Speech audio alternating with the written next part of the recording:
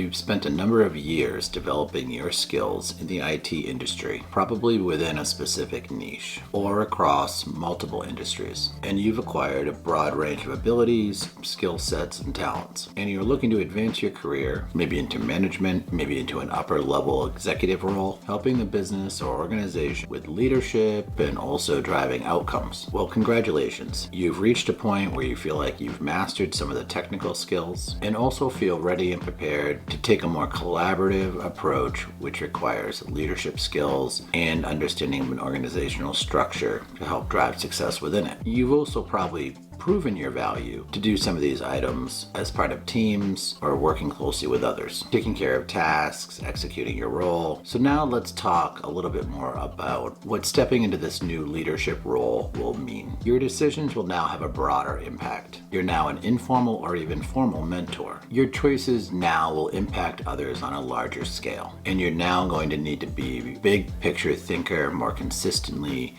specifically as you begin to make decisions. One of the most significant factors in being a leader is that you're often making decisions for others who may not understand fully the complexities of the decision you're making. Your role may sometimes feel thankless, but also your success will be reflected in the achievements and projects of your day-to-day initiatives that you're working on, the work of your team, and initiatives that you choose to spearhead. Earlier in your career, you may have thrived on collaborating with colleagues to complete projects and enjoyed the success and satisfaction that type of work brought. As you move into leadership, however, your focus is going to shift a bit more towards ensuring that the project is completed on time, specific tasks are handled effectively and efficiently, and utilizing what you and your team learn from completing the task to take into other projects. You're going to need to find ways to help you manage not only the day-to-day functions of individuals on your team and what their goals are, but the outcomes of the team as a whole. You want the team to represent success, efficiency, understand their role within the organization and why the success is a valuable part to the organization, and help others see their success as a repeatable process, and in effect develop your own leadership style. Many leadership roles in IT also require a higher level of technical knowledge. You may face the challenge of not being involved in the day-to-day technical work while overseeing and managing the outcomes of technical teams to be able to create a specific product. As a leader, you're going to find that it's vital to take a step back and evaluate how your team functions and meets its goals so you can identify how they are the most effective and be the most supportive leader you can. Some common leadership roles you might find in organizations related to IT are an IT manager, a solutions architect, or a CTO. Also, senior developers take on many of these roles as well. There's a wide range of IT leadership roles that have a wide range of responsibilities and expectations. For instance, you could be a manager of an IT help desk or an IT manager on another level overseeing components of a network or other system infrastructure or groups of devices. Alternatively, you could be a solutions architect who's looking at some of the more higher level solutions around systems. These systems could be managing the network itself or cloud-based systems for storage. You could be a senior developer overseeing a team of programmers working on projects. As a CTO or technology director, overseeing multiple technology areas within an organization, it's your role to make sure that things are running smoothly and that you're able to support the broad operations of the organization and its reliance on technology. While this can be challenging, there are also tremendous rewards. It's important to be able to support your team and lead them to success, empower them in their specific roles, and you are only as successful as your team. As you transition into leadership, or want to, it's important to understand how you're going to develop your leadership skills, such as team building and recognizing the strengths and weaknesses of your team. Also, understanding the technical skills that each member of your team needs to possess. In IT, collaboration can be very challenging. This is very true, especially when there are a wide range of technical skills and knowledges working together. The leadership role is to foster the collaboration so that these intelligent team members can work together effectively. Even though this can be a complicated process, part of your leadership is going to help make this process more smooth and transition to focusing on the outcome and the value your team brings to troubleshooting and solutions in your technology. Having a mentor in leadership is incredibly supportive and helpful. A mentor is going to help guide you through challenging situations as they arise, potentially with decisions you need to make or projects you're working on. It's going to give you someone who you can go to and speak to around the challenges you're facing, so you don't feel alone and just begin to make challenges without reflecting and thinking deeply about the decisions you're going to make. And sometimes outcomes are not immediate, so the wait can be frustrating. So that learning process of being patient with yourself, your team, and your responsibilities is key. Leadership requires resilience, especially when faced with pushback you have to drive your project forward. You need to consider the investment into leadership courses to help you develop these leadership skills. These leadership courses can have a focus in IT, which can be tremendously helpful to help merge